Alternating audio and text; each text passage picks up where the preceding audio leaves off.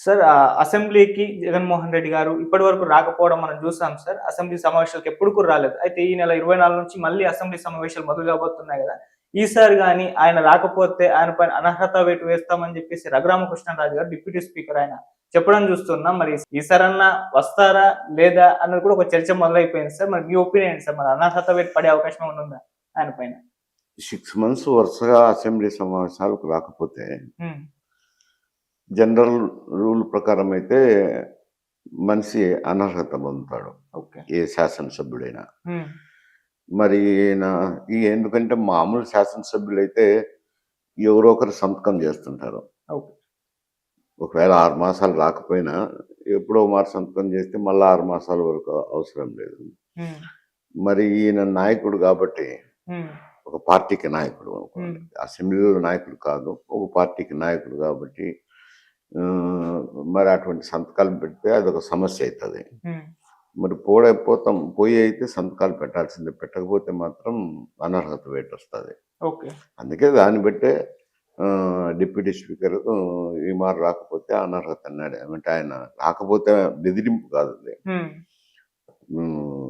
Assembly procedure చెప్పినారు. Okay. So, ఈయన ఇంత మారం జేయడానికి కారణం ఏంటి సార్? అసెంబ్లీకి నేను వెళ్ళను అంటే ఎందుకు ఈ టైప్ ఆఫ్ డిసిషన్ తీసుకున్నారాయన? ఒకటి ఏమిట్రా అనంటే హ్మ్. ఆయన రిటార్డ్ పవర్ లేదు. ఓకే. ఇప్పుడు అధికారంలో ఉన్నప్పుడంటే ఏదో మంత్రులు, సెక్రటరీ, చాలా అసిస్టెంట్స్ ఉంటది. హ్మ్. ఏదో పార్టీ నాయకుడు కాబట్టి, ఫ్లోర్ లీడర్ అవుతాడు కాబట్టి ఎవరు ఏం అభ్యంతరాలు చెప్పేదానికి ఉండదు. హ్మ్. ఇప్పుడు ఇతను ప్రతిపక్ష నాయకుడు కూడా కాదు. హ్మ్. కేవలం మెంబరే. ఈయన గంటలు గంటలు మాట్లాడాలంటే సమయం కేటాయించదు. హ్మ్. ఒక మెంబర్‌కి ఏ సమయం కేటాయిస్తారో అదే కేటాయిస్తారు. కాకపోతే పార్టీ అధ్యక్షుడు కాబట్టి కొంచెం లిబరల్‌గా ఉండొచ్చు ఓకే. టైంలో. హ్మ్. అందులో 11 మందే ఉండారు కాబట్టి, హ్మ్. గతంలో పరిపాలన చేసినాడు కాబట్టి వాళ్ళు ఎక్కువగా కూటమి సభ్యులు గతంలో జరిగిన పరిపాలన గురించే లేవనెత్తుతారు. ఆ అంశాలనే లేవనెత్తుతుంటారు. హ్మ్. ప్రతిమారు ఏదో ఒకటి చూపించి లేవనెత్తుతారు. ఓకే. అవి కొంచెం ఎంబ్రాజింగ్‌గా ఉంటాయి ఫస్ట్ 2, 3 ఏళ్ళు. హ్మ్. మళ్ళా తర్వాత ఏమి లేవనెత్తారులెండి. గత పాలన అని ఎన్ని మాటలంటారు? అవును. లేదు. హ్మ్. అవన్నీ సమస్యలుండాయి గాబట్టి అందుకు అవాయిడ్ జేస్తుంటారు అని అనుకుంటున్నాను. ఓకే.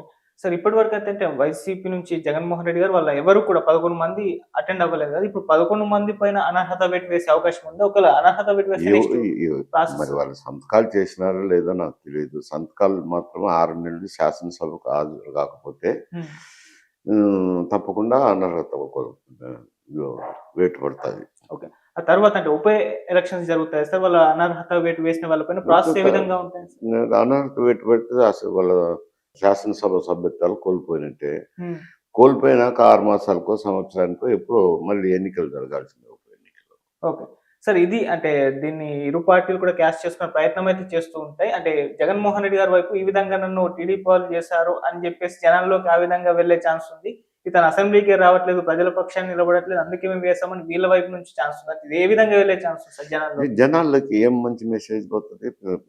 జగన్ తరపు నుంచి శాసనసభకు పోలేదనేది అర్థమవుతుంది. హ్మ్. పోకపోతే అనర్హత వేటు పడతదనేది రూల్ ప్రకారము ఉండాయి. హ్మ్. దాంట్లో కక్ష అనేదేం కనపడదు గదా! ఓకే. ముందుగానే చెప్పినారు ఈ మారు రాకపోతే 6 నెలలైతది. అనర్హత అట్రాక్ట్ చేస్తారని గూడా హెచ్చరించినారు. హ్మ్. అది it is up to him. Okay. వాళ్ళ శాసనసభ్యులకు సంబంధించిన వ్యవహారం. ఓకే. ఇటు ఏపీలో చూసుకుంటే సార్ జగన్మోహన్ రెడ్డి గారు అసెంబ్లీకి వెళ్ళట్లేదు. ఇటు తెలంగాణలో చూసుకుంటే కేసీఆర్ గారు కూడా అసెంబ్లీకి వెళ్ళట్లేదు. ఇటువైపు అయితే పెద్దగా అనర్హత వేటు గురించి అని చెప్పేసి ఏమైతే ఇప్పటివరకైతే రాలేదు. అంటే వీళ్ళ పైన అంటే ఇంత అధినాయకత్వం సీఎంలుగా చేసిన స్థాయి వ్యక్తుల పైన అనర్హత వేటు అంటే ఆ ఛాన్స్ తీసుకుంటారంటారా సార్? అది రూలు ఎవరైనా సీఎం చేసిన వ్యక్తుల పైన కాదు గదా! హ్మ్. రూల్ ప్రకారం అది. హ్మ్. 6 మాసాల్లో నువ్వు శాసనసభకు హాజరు కాకపోతే ఆ రూల్ వస్తది. హ్మ్. దానికి పార్టీ వైషమ్యాలు ఉన్నది ఏం లేదు. ప్రొసీజర్ అనేది అది. హ్మ్. ఎవరికైనా అన్వయిస్తది. ఆయన గతంలో ముఖ్యమంత్రి చేసినాడు కాబట్టి దానికేమన్నా ఎగ్జంప్షన్స్ ఏమి లేవు. Okay sir. సార్ ఇటు సార్ మొన్న కేంద్ర బడ్జెట్‌ని ప్రవేశపెట్టడం మనం చూసాం సార్. అయితే తెలంగాణకి, ఏపీకి పెద్దగా ఏమీ ఇవ్వలేదు అన్న ఒక విమర్శ వినిపిస్తుంది. కాకపోతే ఈ విమర్శలు కింది స్థాయి పొలిటికల్ లీడర్స్ నుంచి కింది స్థాయి నాయకులు మాత్రమే మాట్లాడుతున్నారు కానీ జగన్మోహన్ రెడ్డి గారు, చంద్రబాబు నాయుడు గారు, పవన్ కళ్యాణ్ గారు, ఇటువైపు కేసీఆర్ గారు, లేకుంటే రేవంత్ రెడ్డి గారు వీళ్ళు గట్టిగా అడగట్లేదు అన్న విమర్శ కూడా వీళ్ళపైన వచ్చేసింది. అందరూ కూడా మౌనం పాటించారు కదా, ఎక్కడ దీనిపైన ఒక ధర్నా లాంటివి కానీ ఒక విమర్శ అయితే లేదు మోదీ గారి పైన, ఎందుకంటారు సార్? అట్లా కాదు. ఇప్పుడు తెలంగాణలో కాంగ్రెస్ ప్రభుత్వం ఉంది. నేషనల్ లెవెల్లో రాజకీయాలు చూసినప్పుడు కాంగ్రెస్ ఎన్డీఏ కూటమికే ఇద్దరు రెండు దక్షిణ ధ్రువం ఉత్తర ధ్రువం మాదిరి ఉన్నాయి. ఉన్న పరిస్థితుల్లో రాజకీయంగా వీళ్ళు పోయి అడిగేదానికి ఏం లేదు. ఏవో విన్నపాలు చేసినారనుకోండి, ఎన్నో రిప్రజెంటేషన్స్ ఇచ్చినామంటారు. ఇచ్చినా కానీ అవి ఎందుకంటే ఏవైతే రాజ్యాంగం ప్రకారము అవి ఒక పద్ధతి ప్రకారము పన్నుల్లో వాటాలు కేటాయిస్తారు. తర్వాత ఇతర కేంద్ర ప్రభుత్వం ప్రవేశపెట్టిన పథకాలు ఉంటాయి కదా, ఆ పథకాలు కూడా గతంలో ఇచ్చిన మాదిరే ఇచ్చినారు. అవన్నీ మామూలుగా రావాల్సిన పద్ధతుల ప్రకారం అవి వచ్చినాయి. వీళ్ళు అదనంగా కోరినట్టేంది మూసి ప్రచాలన ఇట్లాంటివన్నీ కోరినారు. అవన్నీ ఎవరిస్తారు? వాటికి ఇవ్వరు. ఇవ్వాలని అంటే ఏదో ఒకటి రెండో స్కీములు ఏదన్నా, అది వాళ్ళకు అనుకూలమైన ప్రభుత్వం ఉన్నప్పుడు ఒకటి రెండో స్కీములు అదనంగా ఇవ్వచ్చు. కాంగ్రెస్ పార్టీ అధికారంలో ఉన్నప్పుడు ఎట్టిస్తారు? తెలంగాణలో ఇవ్వరు. ఇది వేరు సమస్య తెలంగాణది. రెండోది వీళ్ళు ఏమని విమర్శిస్తారు? మేము ఇచ్చినామేమో ఆయన స్పందించలేదు, బీజేపీ నాయకులు ఉన్నారు కానీ వాళ్ళు ఏం సాయం చేయలేదు, ఎంపీలు ఉన్నారు, ఇద్దరు కేంద్ర మంత్రులు ఉన్నారు, ఉండినా కానీ వాళ్ళైనా కానీ కనీసం ఒత్తిడి చేయలేకపోయినారని వాళ్ళని విమర్శించి కూర్చున్నారు. ఇక్కడ ఆంధ్రాకు వచ్చేసరికి కూటమి ప్రభుత్వం ఉంది. కూటమి ప్రభుత్వంలో వాళ్ళు భాగస్వామ్యపరచాలే కాబట్టి ఇక అక్కడున్న పరిస్థితి వేరు. ఎందుకంటే అమరావతికి ముందే వరల్డ్ బ్యాంక్ ఎయిడ్ గ్యారంటీ ఇచ్చిన్నారు. విశాఖ స్టీల్ ప్లాంట్ కు ముందే అనౌన్స్మెంట్ చేసినారు. పోర్ట్ కు చేసినారు.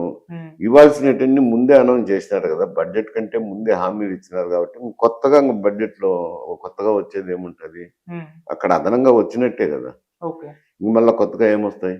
ఇప్పుడు తెలంగాణ వరకు వచ్చినప్పుడు రైల్వే లైన్లది నిన్న చెప్పారు కదా, దాదాపు 5,000 కోట్లు ఇచ్చామని తెలంగాణకు. అంతకంటే ఏముండదు, వాళ్ళ దగ్గర ఉండేది రైల్వేసే కదా. ఎయిర్పోర్ట్లు అంటే ఆల్రెడీ పెద్ద ఎయిర్పోర్టే ఉంది కదా హైదరాబాద్ లో. అందువల్ల అంత విమర్శించేదానికి కూడా అవకాశం లేదులేండి. రాలేదు, మాకు రాలేదని. కాకపోతే వాళ్ళు కోరిన గొంతెమ్మ కోరికలనండి, ఇంకొకటినండి, అవి పద్ధతి ప్రకారం లేవు కదా, స్పెషల్ స్కీమ్స్ అవి. మూసి ప్రచారణ అంటే పెద్ద స్కీము, స్పెషల్ స్కీమ్ గా ఇవ్వాల్సిందే. అంత డబ్బులు ఇవ్వలేరు, అది అర్థం చేసుకోవాలి. అక్కడ కూడా కూటమికి ముందే ప్రకటించినారు. మళ్ళీ ఇప్పుడు కొత్తగా బడ్జెట్లు వచ్చేటివి ఉంటాయి. వాళ్ళకి కావాల్సినట్టు అనౌన్స్ చేసినారు కదా. ఆయనకు కావాల్సింది ఏమిటి? ముఖ్యమంత్రి గారికి అమరావతి అమరావతి అంటారు అనుకో, ఆయనకు ఒక్కనికే కాబట్టి ఇది. అమరావతిలో కూడా సమస్య ఉంది కదా. ఇప్పుడు నువ్వు వరల్డ్ బ్యాంక్ ఎయిడ్ 11,000 కోట్ల రూపాయలు తెచ్చి ఆన్నే ఖర్చు పెడితే మిగతా ప్రాంతాల సంగతి ఏమిటి? వాళ్ళ అభివృద్ధి ఏమిటి? కావాలి కదా. కాబట్టకుండా ఒక అమరావతి చూసుకుంటా అంటే అది అతనికి దెబ్బ తగిలేదే. కాకపోతే కేంద్ర ప్రభుత్వం మీరు అడిగినారు, గ్యారంటీ ఇచ్చినామంటారు. పోర్టు, విశాఖ పోర్టు, అది కూడా కోస్తాంధ్రలోనే ఉంది. పోర్టు మేనేజ్మెంట్ సరిగా లేక, తర్వాత రెండోది అక్కడ గనులు కేటాయించాల. ఈ డబ్బు ఇచ్చి రివైవ్ చేసినా కానీ రేపైనా కానీ దానికి ఎక్కడో చోట గనులు కేటాయించితే ఇనుప ఖనిజం వస్తుంది. లేకపోతే ఓపెన్ మార్కెట్ లో కొనాలా. ఓపెన్ మార్కెట్ లో కొంటే రేట్ ఎక్కువ పడుతుంది. అందువల్ల ఆ ప్రాజెక్ట్ వయబిలిటీ రావడం లేదు. అవన్నీ ఉన్నాయి మరి సమస్యలు. అవన్నీ వాళ్ళు కూటమి ప్రభుత్వం చర్చించి పరిష్కారం చేసుకోవాల్సింది. సార్ ఇక్కడ కూడా అంటే తెలంగాణకు పెద్దగా ఏమి ఇవ్వకపోయినా బీఆర్ఎస్ వైపు నుంచి అయితే కాంగ్రెస్ మీద విమర్శలు చేస్తుంది కానీ మోదీ గారిని అయితే ఒక్క మాట కూడా అనట్లేదని వీళ్ళపైన ఒక విమర్శ. అండ్ ఏపీలో చూసుకుంటే సార్ బీహార్కి ఇచ్చినంత, అంటే రెండు బీహార్లో ఉన్న జేడీయూ ఇక్కడ టీడీపీ రెండు కూడా అక్కడ కేంద్రంలో పార్టీ ఏర్పడడానికి ముఖ్య కారణాలు అయ్యాయి. అప్పుడు బీహార్కి ఇచ్చినంత కూడా ఇక్కడ ప్రిఫరెన్స్ ఇవ్వట్లేదన్న ఒక విమర్శ కూడా వినిపిస్తుంది. దీన్ని జగన్మోహన్ రెడ్డి గారు కూడా సైలెంట్ గా ఉన్నారు కానీ, మౌనం పాటించారు కానీ మాట్లాడట్లేదని ఆయన పైన విమర్శ. ఈ విధంగా ప్రతిపక్షాల్లో ఉన్న లీడర్స్ మౌనానికి కారణం ఏంటి? ప్రతిపక్షాల్లో ఏమని మాట్లాడతారండి? అక్కడ ఏమైందిరా అని అంటే బీహార్ పరిస్థితి వేరు. రేపు ఎన్నికలు వస్తున్నాయి. ఓకే. ఆ ఎన్నికల్లో బీజేపీ కూడా పోటీ చేయాల్సింది ఉంటుంది కదా. ఉమ్, అందుకోసమని కొంత ఎక్కువ ఇచ్చారు. ఇక్కడ ఎన్నికలు లేవు కదా. ఓకే. వీళ్ళకి ఇవ్వాల్సినవి ముందే ప్రకటించినారు. ఇటువంటి సమస్య వస్తాదనే ముందే ప్రకటించినారు. ఆయనకు కావాల్సిన అమరావతి ప్రకటించుకున్నారు, వైజాగ్ స్టీల్ ప్లాంట్ ప్రకటించినారు, ఇంకేమున్నాయి చేసేటి అవి ఇచ్చేసినారు ఇవ్వటం. ఉమ్, కాబట్టి ఇంక వీళ్ళు అక్కడ జగన్ వైఎస్ఆర్సీపీ విమర్శించడానికి ఏముంది, ఇచ్చేటి ఇచ్చినారు కదా, ఇంకేముంది అది విమర్శించడానికి. ఈ బడ్జెట్లో చూపించకపోయినా ఇచ్చినారు కదా. బడ్జెట్లో చూపించాల్సిన అవసరం కూడా లేదు. ఆ కోరికలు అట్లాంటివి. ఉమ్, అది వరల్డ్ బ్యాంక్ ఎయిడ్ బడ్జెట్లో చూపించాల్సిన అవసరం లేదు. వాళ్ళు మేము గ్యారంటీ ఇస్తామన్నారు, ఇస్తారు కూడా. ఇది ప్యాకేజీ, ఉమ్. అది కూడా ఏం బడ్జెట్లో చూపించాల్సిన అవసరం ఏముంది, సేల్ ద్వారానో ఇంకొకరి ద్వారానో ఇస్తారు అది. ఓకే. సరే అండి. ఇక ఈ బడ్జెట్ ప్రవేశపెట్టారు కదా! దీనిపైన మీ ఒపీనియన్ ఏంటంటే మిడిల్ క్లాస్‌ని దృష్టిలో ఉంచుకొని ప్రవేశపెట్టారని చెప్పేసి కూడా అందరూ మాట్లాడడం చూస్తున్నాం. సో, మీ విశ్లేషణ ఏంటి ఈ బడ్జెట్ పైన? ఇప్పుడు ఈ బడ్జెట్ గత బడ్జెట్ల కంటే ఏం విలక్షణంగా ఏం లేదు. హ్మ్.